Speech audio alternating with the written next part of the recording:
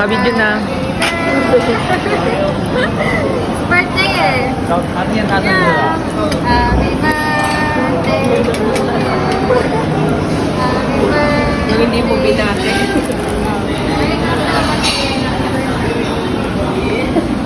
Pakalaw sa pakay.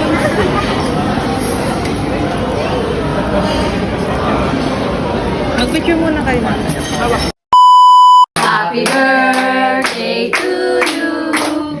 Happy birthday, happy birthday, happy birthday to you.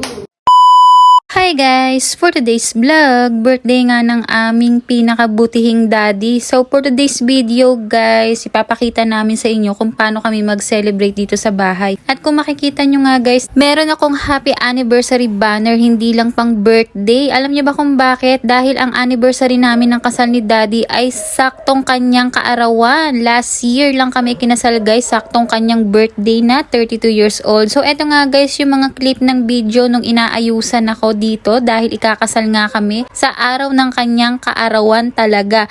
Alam nyo ba guys, medyo malungkot that time na masaya dahil nga ikakasal na kami. Pero noong mga panahon na yan kasi talagang literal na dalawa lang kami guys. Wala kaming kasamang pamilya dahil ikinasal nga kami guys sa Taiwan at medyo nakakakabangayan guys dahil syempre for the pirma ka tapos hindi nyo alam ang gagawin nyo dahil nga puro tsekwa ang sinusulat mo. So pero maganda pa rin guys na nangyari na yun dahil nakaraos na rin at hindi lang yon dahil sa kasal na yan guys ibinigay na rin sa amin si Baby Brandon. Dahil nga 1 month pa lang kami guys nakakasal at ayan na nga dumating na si Baby Brandon. Yun ang pinakaregalo sa amin ni Papa Ga dahil nandito na nga ang aming bunso. At ayan na nga guys, pagkatapos ko nga mabuntis, tumagal lang ako ng 1 buwan sa Taiwan at umuwi na nga rin ako. At eto na nga guys, ang pinaka-present ngayon na pinaka-hinihintay namin yung makapag-celebrate kami ng aming mga birthday kasama ng aming mga pamilya. So guys, for 7 years nandito na kami sa aming biniling bahay kasama ng aming mga pamilya. Ang lola ni Baby Brandon, ang aming mga tita, mga kamag-anak, ayan, nandito kami kumpleto. Hindi man ganun kadami ang handa pero at least magkakasama kami. Matagal naming hinintay yung mga ganitong pagkakataon dahil nga syempre pag magbe-birthday ka naman sa Taiwan na malayo ka sa pamilya, tamang handaan lang mga kaibigan ng mga kasama. Although masaya yan pero syempre may time na mamimiss mo pa rin ang pamilya mo, lalong-lalo na yung mga anak mo. So eto nga guys, naghanda lang kami ng konti. Usually na laging nakikita kapag kami ay naghahanda. So ayan nga, for the handa lang kami niyan. At eto na nga yung banner na nilagay ko na happy anniversary syempre. Pero pinaka-highlight nito yung birthday ni daddy. Sinama ko lang yung happy anniversary para kunyari may handa, diba? So yun nga yun guys, talagang pinagsabay ko talaga yun para talagang tipid kami sa handa. Pero hindi, syempre for the joke lang yun. Talagang yun lang ang nakuha naming date para talagang matuloy ang kasal namin sa Taiwan.